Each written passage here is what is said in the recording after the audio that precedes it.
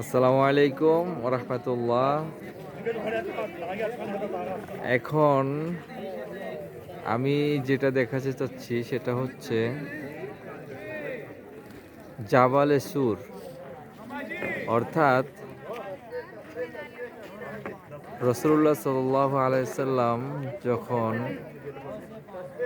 মক্কা থেকে মদিনায় হিজরত করছিলেন, বাসা থেকে বের হয়েছিলেন, তখন রাসূল সাল্লাল্লাহু আলাইহি সাল্লামের পিছু নিয়েছিল ইসলামের শত্রুরা তথা তৎকালীন কুরাইশরা। যখন পিছু নিয়েছিল তখন রাসূল করিম সাল্লাল্লাহু আলাইহি সাল্লাম এই পাহাড়ে, সৌর পাহাড়ে, গারে সৌর যেটাকে বলা হয়, এই সৌরে আইসা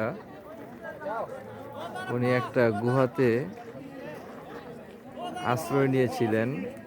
তখন কুরাইশরা ওনার পিছু নিয়েছিলেন।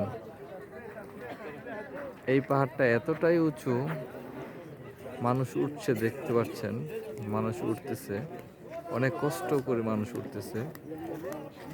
অনেক উঁচু পাহাড়। এই পাহাড়ে রাসূল করিম সাল্লাল্লাহু আলাইহি সাল্লাম ঘরে সৌরে অবস্থান করেছিলেন। এই ঘরে সৌরে তিনি আশ্রয় নিয়েছিলেন কুরাইশদের আক্রমণ থেকে রক্ষা পাওয়ার জন্য। সুবহানাল্লাহি ওয়া বিহামদিহি সুবহানাল্লাহিল আযীম। কত উঁচু পাহাড়, কিভাবে রাসূল করিম সাল্লাল্লাহু আলাইহি সাল্লাম এটাতে উঠেছিলেন, আল্লাহ রাব্বুল আলামিনের শুকরিয়া করে শেষ করার মতো না।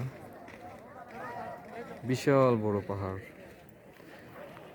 হেঁটে হেঁটে গারে সুরে যেতে হলে মিনিমাম 2-2.5 ঘন্টা লাগবে। এখানে উঠাটা হ্যাঁ, এই লোকটা এনে উঠে আইছে।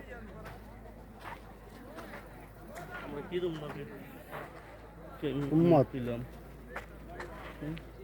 ওই যে গাড়ি আছে উঠতে, উপরে রাস্তা আছে। হ্যাঁ রাস্তা আছে, গাড়ি ওঠার রাস্তা আছে। এখানে অনেক, এই যে এই বৃদ্ধ লোকটি, উনি আস্তে আস্তে হেঁটে হেঁটে ওরে শহরে রাস্তা আছে। জিয়ারা করে চলে আসছেন। অনেক কষ্ট হয়েছে ওনার। অনেকেই যাচ্ছে, উপরে যাচ্ছে।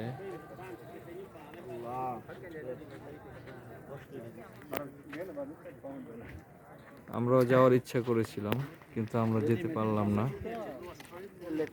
ইনশাআল্লাহ পরবর্তীতে উপরে ওঠার ইচ্ছা আছে। ইনশাআল্লাহ অবশ্যই যাব। আল্লাহ হাফেজ।